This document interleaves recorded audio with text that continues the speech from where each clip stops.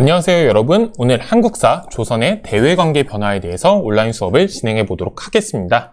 자, 우리가 오늘 살펴볼 대외관계라는 건 결국에는 조선이라는 나라가 주변 지역에 있던 나라들과 어떤 관계를 맺고 있었는지 이 관계의 특징들을 우리가 분석해보고 그 특징이 시대의 변화에 따라서 어떻게 다른 모습으로 변화를 하는지를 살펴보겠다는 겁니다.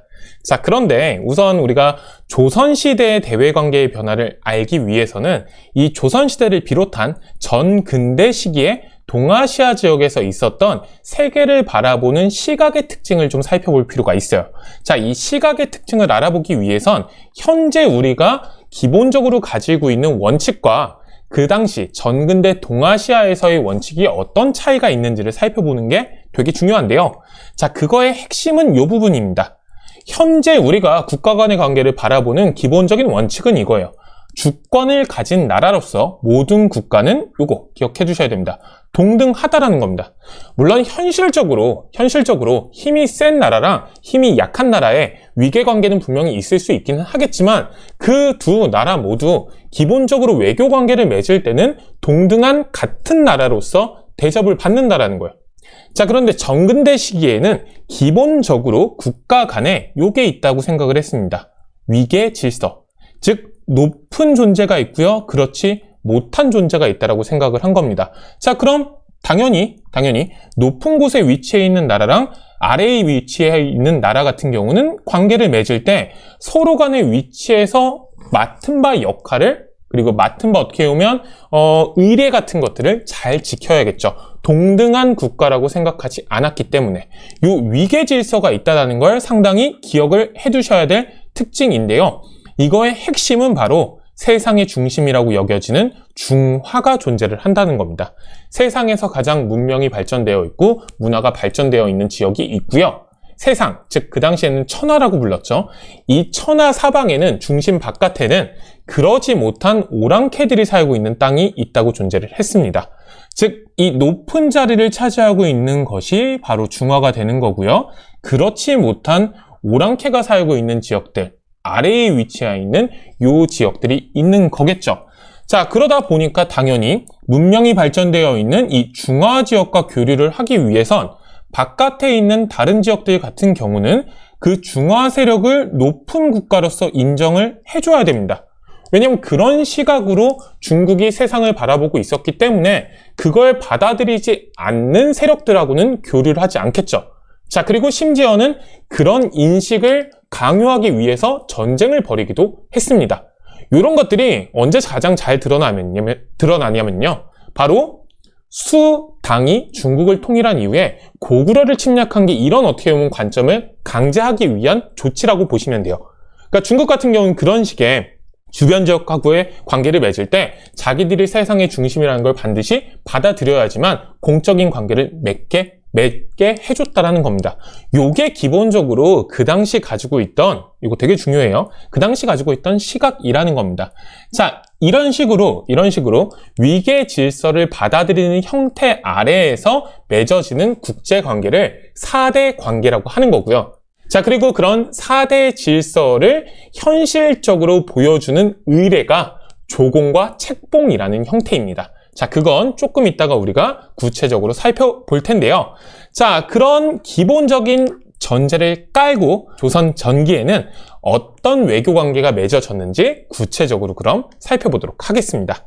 자, 조선에서의 기본적인 외교 형태는 이렇게 생각하시면 돼요. 4대 교린 외교. 우리가 4대는 살펴봤죠? 4대 같은 경우는 윗나라, 큰 나라를 섬긴다라는 뜻이에요. 즉 조선 입장에서는 큰 나라라고 할 수 있는 중국과의 관계를 4대 관계라고 얘기를 하는 거고요. 요 교린 같은 경우는 그 외 이웃들과의 관계를 규정하는 내용입니다. 요건 조금 이따 살펴보시고요. 자, 조선은 그럼 우선 4대 관계가 어떻게 맺어지는지가 되게 중요하죠. 조선은 우리가 처음부터 명나라, 그 당시 중국을 차지하고 있던 왕조인 명나라랑 관계가 되게 좋았을 거라고 생각을 하는데요. 완전 초기에는 그렇게 관계가 좋지 않았어요. 왜냐하면 건국 초기에는 조선이 요동정벌을 추진할 정도로 중국과 마찰 관계에 놓여 있었기 때문인 겁니다. 조선 건국 초기에 명이 되게 조선에 대해서 외교적으로 간섭도 많이 하고 트집을 좀 많이 잡다 보니까 그 조선 국초의 권력을 잡고 있던 정도전 같은 인물들이 요동정벌이라는 걸 내세우면서 실제로 중국하고 외교적인 마찰들을 좀 많이 일으켰거든요. 자, 실제로 이 요동정벌이 일어나진 않았지만 그런 마찰들이 있었다는 겁니다. 결국 이 마찰이 언제쯤 되면 정리가 되냐면 결국에는 3대 임금인 태종이 즉위를 하면서 이런 문제들이 어느 정도 정비가 되고요. 조선과 명과의 관계가 순탄하게 이어지게 됩니다. 자, 그런데 조선과 명과의 관계가 순탄하게 이어지려면 아까도 얘기를 했지만 이 당시 동아시아 국제질서의 핵심, 위계 질서를 받아들여야 한다는 거예요. 자, 그래서 태종이 즉위한 이후에는 조공 책봉 체제를 바탕으로 하는 4대 외교가 펼쳐지게 됩니다. 명이 요구하는, 즉 중화에 위치해 있는 명이 요구하는 국제 질서, 이런 시각들을 결국 조선이 받아들이고 명을 큰 나라로서 섬기겠다. 이런 형태로 외교가 진행이 된다는 거죠. 그걸 통해서 명과 친선 관계를 맺게 된다는 겁니다. 자, 그럼 그 형식의 핵심인 조공 책봉이 뭐냐? 자, 여기 나와 있습니다. 여기 보시면요. 조공 책봉 같은 경우는 선생님이 여기 써놨는데 아까 얘기했듯이 화의 사상의 바탕을 둔 국제 질서를 구현하는 방법입니다. 요 화의라는 게 뭐냐면 중화, 중심에 있는 중화와 오랑캐 이자를 쓰는 겁니다. 즉 세상은 중심에 있는 중화와 오랑캐로 구성되어 있다는 이런 국제적인 질서, 이런 인식에 바탕을 둔 국제 질서를 구현하는 방법이 조공 책봉 관계입니다.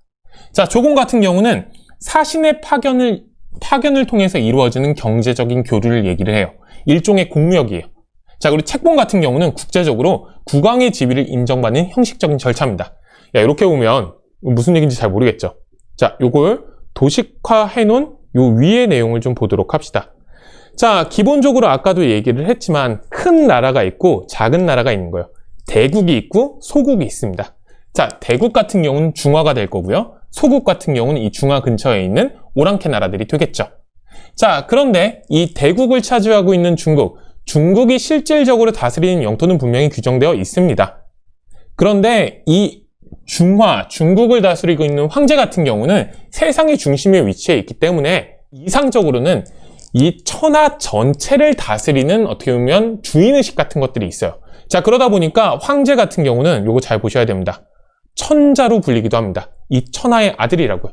하늘의 아들. 이 천하 전체를 다스리는 이념적인 지배자라는 인식이 분명히 있다는 거예요. 자, 그러니까 주변에 있는 주변국들의 군주들 같은 경우는 이 천자를 모시기 위한 방법이 외교 관계인 거예요. 그러니까 이 외교 관계를 맺기 위해서는 이 중국의 황제가 천자라는 걸 받아들여야 됩니다.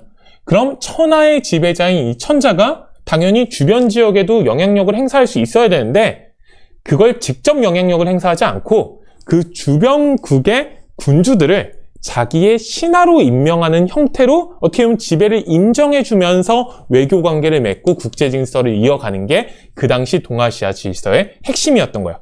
자, 그렇기 때문에 주변국, 즉 타국, 다른 나라의 군주들을 이 황제가 천자로서 자기의 신하로 임명을 합니다. 근데 자기 나라의 안에 있는 신하가 아니고 바깥에 있는 신하니까 외신이라고 부를 수가 있겠죠. 바깥 외자를 써서. 자, 그런 식으로 너가 바깥 지역을 다스릴 수 있는 권한을 부여해 줄게 라는 형태가 바로 책봉인 거예요. 그 지역을 통치할 수 있는 권한을 부여해 주는 형태로, 즉 국제적으로 너가 그래 왕해 라는 지위를 인정하는 형태가 바로 책봉입니다. 중국의 황제가 천자로서 바깥의 군주를 외신으로 인정하는 과정. 자, 그럼 이 바깥의 군주 같은 경우는 인정을 받았으니까 그거에 대한 어떻게 보면 그러니까 높은 존재에게 그런 걸 인정을 받았으니까 그거에 대한 보답을 해야겠죠. 자기가 모신다라는 표현을 해야겠죠. 그 표현이 뭐냐? 바로 조공입니다. 그 지역의 특산물이라든지 아니면 다양한 물품들을 모아가지고 사신들을 보낼 때, 뭐 책봉을 받기 위해 사신을 보낸다든가 아니면 정해진 기간 내에 문안인사를 드려야 될 거 아니에요? 문안인사를 드리기 위해서 사신을 보낼 때 그 과정에서 특산물을 올려보내는 요런 걸 이제 조공이라고 하는데요. 이 조공 과정에서 교역이 일어나는 겁니다. 그러니까 타국, 즉 바깥의 군주들이 이제 자기들의 특산물을 바치면 큰 나라에선 이걸 받았으니까 이거에 대한 보답을 해야겠죠. 그러니까 단순히 이 조공이라는 게 자기 지역의 특산물을 중국에 갖다 바치는 거라기보다는 그 특산물을 어떻게 보면 진상을 함으로써 올려보냄으로써 우리가 당신들의 어떻게 보면 국제질서를 받아들인다는 걸 보여주고 그걸 통해서 그럼 큰 나라 같은 경우는 작은 나라에게 받기만 할 수는 없잖아요. 베풀어야 되죠. 베푸는 걸 또 받아오는 형태로 중국의 문물을 수용하는 모습들이 나타나는 겁니다. 근데 그게 양이 생각보다 많기 때문에 그 과정에서 무역이 이루어지는 거죠. 그게 바로 조공과 채공 관계예요. 요런 기본적으로 어떻게 보면 위계관계가 맺어지는 걸 수용해야지만 중국하고는 교류를 할 수 있었던 거고요. 그래야지만 중국을 중심으로 한 어떻게 보면 동아시아 질서 속에서 상당히 안정적으로 국가를 운영해 나갈 수 있었던 겁니다. 왜냐하면 그걸 통해서 또 중국에게 다양한 문물들을 전해받을 수 있었을 테니까요. 자, 그래서 그런 관계가 태종 즈음에 어느 정도 정착이 된다라는 거 기억을 해두시면 되겠고요. 자, 요거 문장 잘 기억해 두셔야 됩니다. 이는 당시 명 중심의 동아시아 국제관계 속에서 왕권을 안정시키고요. 자, 그리고 경제적 문화적 실리를 취하기 위한 방법이었던 겁니다. 자, 왕권을 안정시킨다는 건 뭐냐? 천자로부터 내가 이 지역의 군주라는 걸 책봉 관계를 통해 가지고 책봉의 형식으로 인정받은 거잖아요. 그럼 국내에서도 그런 위상이 상당히 올라가겠죠. 이걸 통해서 안정적으로 왕권을 안정시킬 수 있는 거고요. 자, 그리고 그 과정에서 조공이 이루어지잖아요. 사신이 오가면서 그걸 통해서 중국의 다양한 물품이라든지 아니면 문물들을 수용을 하면서 실리를 취할 수도 있었던 거겠죠. 자, 요런 것들이 기본적으로 중국하고의 관계라는 거, 그걸 좀 기억을 해두시면 되겠고요. 자, 그럼 그 외에 주변 지역에 있던 세력들과는 어떤 관계를 맺었느냐? 그 주변 지역하고의 관계에서는 조선 같은 경우는 약간 이런 인식이 있습니다. 일본이나 아니면은 압록강이나 두만강 근처 지역에 세력을 잡고 있던 여진 세력보단 조선이 그래도 좀 더 큰 나라다 라는 인식들을 갖고 있어요. 기본적으로는 조선이 약간 우위에 있는 입장에서 주변에 조금 떨어지는 일본이나 여진 세력들을 잘 어루만지면서 지내야 된다는 인식이 있거든요. 그런 걸 보여주는 게 바로 교린이라는 표현입니다. 이 교린이라는 게 뭐냐면 이웃 린자예요. 한자로. 이웃과 잘 교제를 하는 관계를 맺었다는 거예요. 즉 일본하고 여진이 조선 입장에서는 좀 떨어지기도 하고 너무 거칠기도 해요. 근데 우리가 훨씬 더 어떻게 보면 문화적으로 발전되어 있는 입장에서 얘들을 어루고 달래면서 이 국제질서를 안정시키려고 노력을 한다. 이런 입장에서 국제관계가 맺어진다고 생각을 하시면 됩니다. 자, 그렇기 때문에 회유책과 강경책이 펼쳐지게 되는데요. 회유책 같은 경우는 기본적으로 교류를 어떻게 보면 좀 터주는 겁니다. 교류를 터줌으로써 여진이라든지 일본이 조선에서 원하는 것들을 잘 가져갈 수 있도록 교류 관계를 통해 가지고 교역을 할 수 있도록 어느 정도의 통로를 만들어주는 역할들을 합니다. 그러지 않을 경우에는 이들이 군사적인 침략을 이어오는 경우들이 상당히 많았으니까. 특히 고려 말에 고려가 북쪽에서 건너오는 홍건적의 침입과 남쪽에서 또 건너오는 왜구의 침략으로 상당히 혼란을 겪었었잖아요. 이런 것들을 어떻게 보면 정돈하기 위해서 이 교린 관계를 맺었던 거고요. 그걸 위해서 어느 정도 숨통을 틔워준 게 바로 회유책입니다. 자, 우선 여진 같은 경우는 이 여진 부족들의 귀순을 적극 장려함으로써 이들을 조선의 품 안에 어떻게 보면 좀 받아들이는 모습들을 보였던 거죠. 자, 그리고 그렇게 귀순을 해온 세력들을 대상으로는 무역소라는 걸 설치해서 교역을 허용을 하는 겁니다. 자, 그런데 그러지 않고 끝까지 저항하는 세력들이 있겠죠. 그 세력들 같은 경우는 군사적으로 계속해서 진압을 함으로써 조선의 영역을 확장해 나가는 모습들도 보입니다. 자, 그게 바로 4군 육진의 개척이라고 부르는 내용이고요. 요 부분을 이때 결국엔 이 지역이 원래 여진이 어떻게 보면 차지하고 있던 지역인데 이 지역에 있던 여진들을 완전히 제압을 하면서 우리가 알고 있는 현재 우리의 국경이 완성이 되는 거죠.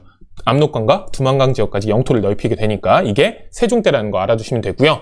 자, 일본과의 관계의 핵심은 고려 말에 있었던 왜구의 침략을 어떻게 정리하느냐입니다. 자, 그래서 우선은 이 왜구 문제가 워낙에 크니까 일단 한번 강경하게 진압을 합니다. 당시 왜구의 근거지인 쓰시마 섬을 토벌합니다. 대마도 지역. 요게 일단은 어느 정도 그걸 통해 가지고 왜구의 바로를 좀 진압을 시킨 거죠. 자, 이러고 나서 일단 왜구의 워낙에 침략이 컸기 때문에 일단 일본하고는 교육관계를 끊었거든요.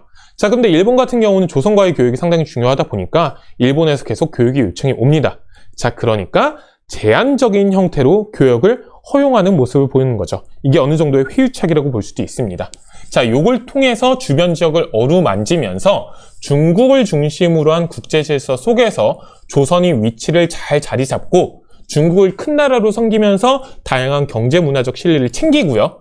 그 다음에 여진과 외국, 여진과 일본 세력을 어느 정도 이렇게 어루만지면서 안정적인 국제관계를 이루어 나간 게 바로 조선 정기의 상황입니다. 자, 그리고 조선 같은 경우는 여기도 나오지만 류큐나 시암, 자와 등의 또 여러 나라와도 교류를 하긴 했습니다. 자, 근데 이 교류 같은 경우는 그런 기록들이 남아있는 거지 뭐 본격적으로 정기적인 교류가 있었다고 보기는 조금 어렵기는 합니다. 하지만 이런 관계들이 맺어졌었다는 거 기억을 좀 해두시면 되겠고요. 자, 핵심은 이런 거예요. 지금 우리가 정리한 요 내용 있죠. 조선이 1392년에 건국을 한 이후에 대략 한 100여 년 정도 이어지는 과정에서 그 고려 말에 있었던 혼란을 정리해가는 과정이라고 생각하시면 됩니다. 중국하고의 관계도 상당히 매끄럽게 정리를 하고요. 그 다음에 문제가 컸던 북방 문제라든지 아니면 남방의 외구의 침략 같은 것도 정리를 하면서 조선이 상대적으로 상당히 대외 관계가 안정적으로 유지되는 모습들이 나타나는 거예요.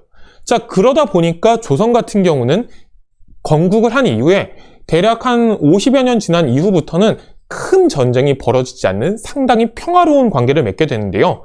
그게 바로 이 4대 교린 외교가 잘 정착이 된 결과물이라고 생각하실 수 있습니다. 자, 문제는 이 4대 교린 외교 관계를 통해 가지고 어느 정도 정비된 조선 정기의 상당히 안정적인 대외 관계가 큰 전쟁 두 차례로 엄청나게 흔들리게 된다는 겁니다. 그 전쟁이 뭐냐? 바로 외란과 그 다음에 오른쪽에 있는 호란이 되겠죠. 자, 이 외란 같은 경우는 기억해두기 상당히 좋은 연도입니다. 1592년이에요. 왜냐하면 조선 건국이 1392년이거든요. 즉 조선 건국 딱 200년 뒤에 있었던 일인데요. 이 외란으로 조선이 가지고 있던 외교 관계가 엄청나게 흔들리게 됩니다. 자, 우선 살펴보시면요. 16세기에 들어서면요. 1500년대에 들어서면 여진과 외인이, 즉 일본 사람들이 국경에서 자주 소란을 일으키기도 했습니다. 자, 그래서 조선 같은 경우는 국방 문제를 전담하는 비변사라는 기관을 설치를 해서 이 변화하는 정세에 대비하려고 했어요. 자, 그런데 문제는 워낙에 평화로운 시기가 오랫동안 유지가 되다 보니까 군역이 뭐냐면 군대 제도라고 생각을 하시면 돼요. 군대를 운영하는 제도. 이 군대 제도 자체가 되게 문란해집니다. 사람들이 군대 가는 것들을 되게 기피를 하다 보니까. 그리고 국가 차원에서도 이 군대를 유지하는 게 너무 부담스러운 거예요. 큰 문제도 생기지 않으니까. 그러다 보니까 이런 것들이 점점 문란해지고 그러다 보니까 국방력이 점차 약화되고 있었습니다. 자, 근데 문제는 그 당시 일본에서는 엄청나게 큰 변화가 있었다는 겁니다. 조선이 이런 식으로 평화로운 대외 관계를 유지하고 있는 상황에서 일본은 전국시대라고 불리는 엄청난 전쟁이 벌어지는 혼란의 시기였어요. 조선이 상당히 안정적일 때. 그 혼란의 시기가 대략 1580여 년이 되면 끝이 나게 됩니다. 도요토미 히데요시라는 인물이 이 전국시대의 혼란을 끝내고 일본을 통일하거든요. 자, 그런데 이 통일을 한 직후에 이 도요토미 히데요시 같은 경우는 내부의 불평 세력들이 있을 거예요. 원래 도요토미 히데요시를 따르지 않던 세력들. 이 세력들의 관심을 밖으로 돌리고 그 다음에 이 사람 자체가 거의 100여 년 넘는 동안의 혼란을 끝내고 통일을 한 인물이다 보니까 상당히 큰 야욕을 가졌어요. 100여 년 동안 전쟁이 벌어졌기 때문에 그 당시 일본 같은 경우는 군사적인 규모가 어마무시했습니다. 이걸 통해 가지고 조선도 치고 중국까지 점령을 해서 인도까지 진출할 수 있을 거라는 이런 망상에 좀 사로잡혀 있던 인물이에요. 그 대륙 침략의 야욕을 채우기 위해서 결국에는 이 사람이 조선을 침략하게 되죠. 그게 뭐? 임진왜란입니다. 자, 이 임진왜란 초기에는 다들 알고 있지만 초기에는 왜군을 제대로 막아내지 못하면서 20일 만에 수도가 무너지는 일까지 벌어지게 됩니다. 아까도 얘기를 했지만 기본적으로 군역이 상당히 문란해져 있는 상황인데다가 일본이 이런 식으로 대규모로 쳐들어올 거라고는 누구도 생각하지 못했거든요. 워낙에 그 당시 일본 정세가 혼란하다 보니까 이 당시에도 외구 문제가 있기는 했거든요. 그래서 어느 정도 대비를 하긴 했어요. 선조도, 그 당시 임금이었던 선조도 아예 손 놓고 있었던 건 아니에요. 근데 그런 상상을 넘어서는 대규모의 군대가 순식간에 쳐들어오면서 쭉 밀려서 이 조선이 전쟁 초기에 완전히 위기 상황에 몰리게 되죠. 결국엔 20일 만에 수도인 한성을 뺏기고 그 당시 선조, 임금이었던 선조 같은 경우는 한양을 벗어나서 이렇게 쭉 지도 보시면요. 의주까지 도망을 칩니다. 즉 강만 건너면 명나라 쪽으로 도망갈 수 있는 지역까지 몰리게 되는 거예요. 그러니까 사실 어떻게 보면 임진왜란 초기에 진짜 조선이 멸망한 위기 직전까지 갔던 거겠죠. 자, 그런데 이순신이라는 시대의 영웅이 등장을 합니다. 이 이순신이 수군을 이끌면서 제해권을 장악을 하게 됩니다. 이 이순신이 수군을 이끌면서 이 동남해안 지역의 제해권을 장악을 하면서 왜군의 기본적인 전략을 막아냅니다. 자, 왜군의 전략은 뭐였냐? 수륙병진 작전이었습니다. 이 수륙병진 작전의 핵심은 이거예요. 육군은 최대한 빠르게 진격을 해가지고 수도를 점령하고 그 다음에 임금인 선조를 낚아채서 조선을 무너뜨리겠다는 거예요. 자, 근데 이렇게 빠르게 진격을 하려면 빠른 진격에 필요한 물자들 있죠. 이 물자를 들고 다닐 수가 없어요. 그 물자를 어떻게 보급하려고 했냐면 이게 중요합니다. 해군을 통해서, 수군을 통해서 보급을 하려고 했던 거예요. 이렇게 올라오면서. 그래가지고 이렇게 필요한 물자들을 이런 식으로, 그 다음에 이런 식으로 어떻게 보면 보급을 하려고 했던 거겠죠. 자, 근데 그 통로가 끊긴 겁니다. 누구의 활약으로? 바로 이순신의 활약으로.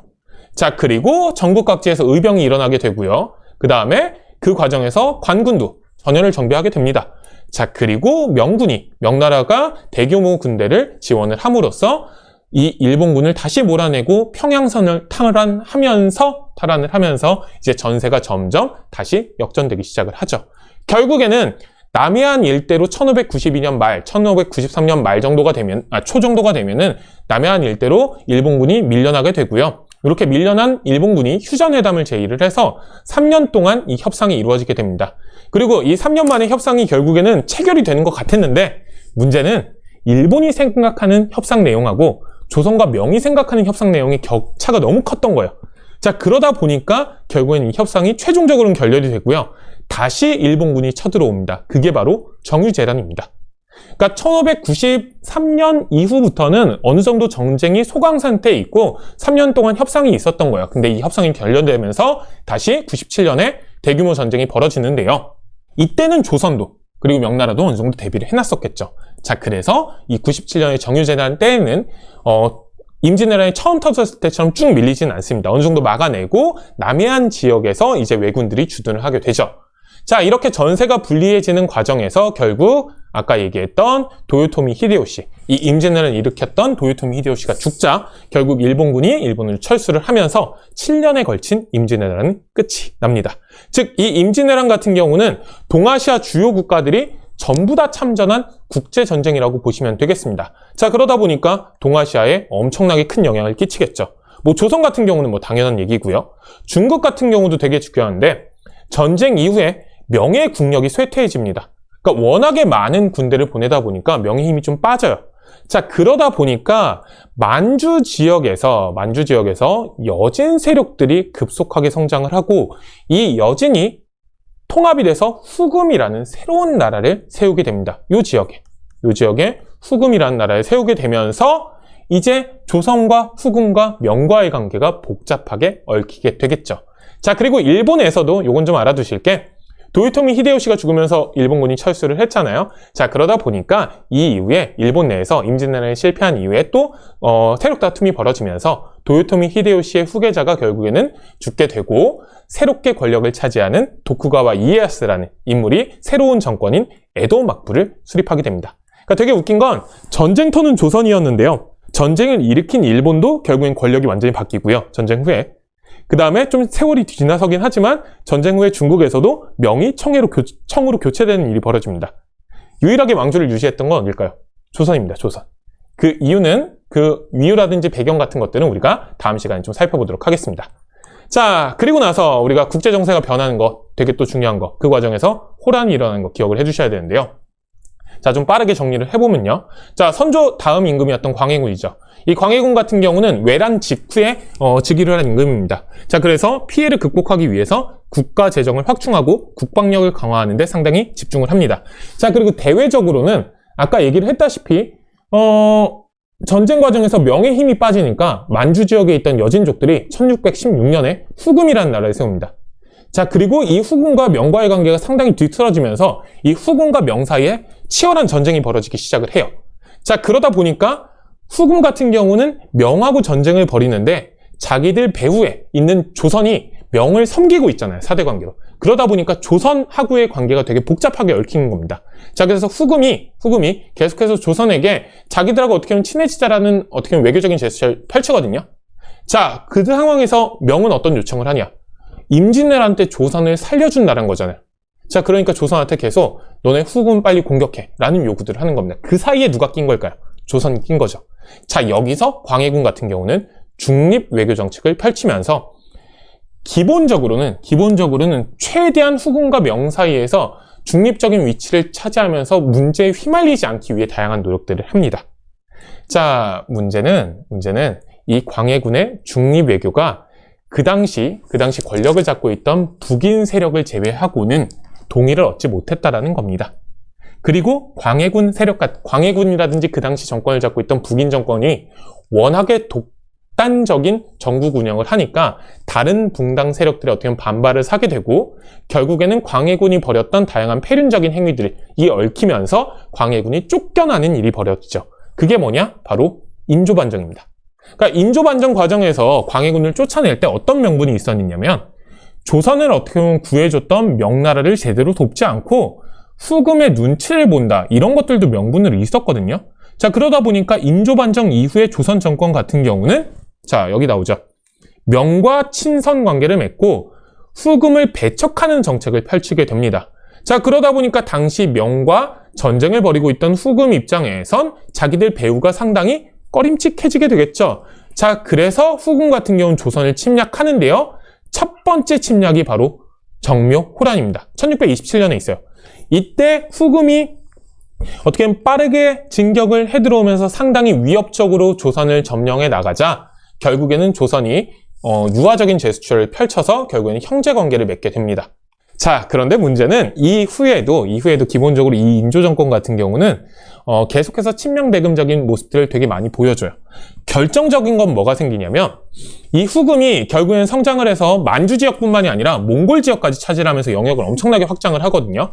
자, 그러면서 나라 이름을 청으로 바꿉니다. 후금에서. 자, 그리고 스스로를 후금의 왕이 아니라 청의 황제를 칭하게 돼요. 자, 근데 이 황제라는 칭호는 뭐냐면 천하의 지배자인 천자의 다른 이름이라고 생각하시면 돼요. 근데 천하의 지배자는 당연히 하나일 수밖에 없죠. 즉 황제는 하나입니다. 명의 황제, 유일한 존재인 거잖아요. 근데 자기들이 천하의 지배자인 황제를 칭한 거예요. 이건 무슨 얘기냐? 명을 완전히 무너뜨리고 이 천하를 다스리는 지배자로서의 역할을 하겠다는 선언입니다. 당시 조선 입장에선 명을 큰 나라로서 섬기고 그 명의 황제를 천자로서 모시고 있는 나라 입장에선 두 천자를 모실 수는 없는 거잖아요. 이거 수용할 수 없겠죠. 자, 그러니까 청이 조선에게 군신 관계를 요구해오자 명하고 관계 아예 끊고 우리를 군주로 모셔라, 천자로 모셔라라는 요구를 해오자 조선 정부 같은 경우는 이걸 놓고 상당히 논의를 많이 합니다. 그걸 수용해야 된다라는 주화론과 그걸 배척해야 된다는 척화론으로 대립하는데요. 결국에는 척화론이 어떻게 보면 우세를 하면서 청의 요구를 거부하게 되죠. 자, 이렇게 되니까 청이 조선을 다시 침략을 하게 되는데 그게 바로 병자호란입니다. 결국에는 조선 같은 경우는 이 청의 요구에 굴복을 하면서 군신 관계를 맺게 되죠. 자, 그리고 36년이죠, 이게.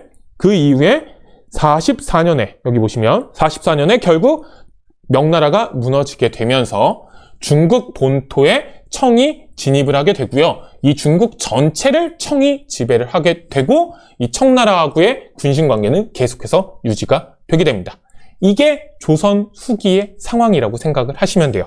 자, 아까도 잠깐 이야기를 했지만 이 당시 국제질서의 어떻게 보면 가장 큰 핵심은 위계질서가 존재를 한다는 겁니다. 근데 그런 위계질서 속에서의 어떻게 보면 국제관계가 두 차례의 큰 전쟁을 통해서 완전히 뒤집어지는 모습이 보이죠.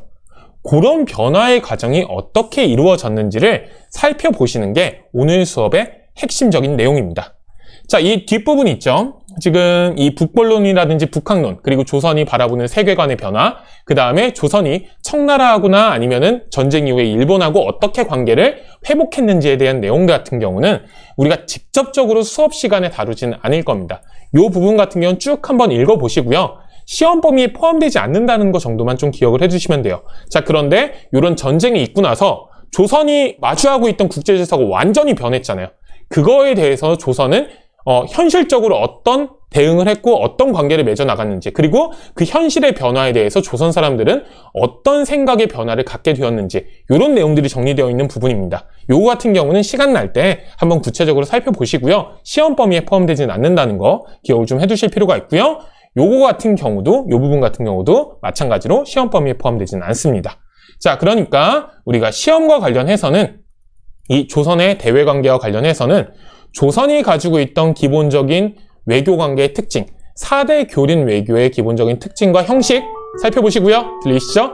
그 다음에 외란과 호란의 전개 과정, 그리고 이 과정에서 변화한 조선의 국제적인 질서 속에서의 위치, 이런 것들을 잘 정리하실 수 있으면 문제를 푸실 수 있을 겁니다. 요 역사 깊이 보기 문제는 아니죠. 요 사료 같은 경우도 광해군이 펼쳤던 중립외교에 대한 설명이니까 이 부분은 잘 살펴보시면 되겠습니다. 교과서 내용 같은 경우는 이미 클래스룸에 올라가 있으니까 그런 거 좀 깨끗하게 잘 보시려면 그런 거 다운받아서 다시 한번 살펴보시면 어렵지 않게 정리하실 수 있을 겁니다. 자, 오늘 수업은 여기까지입니다.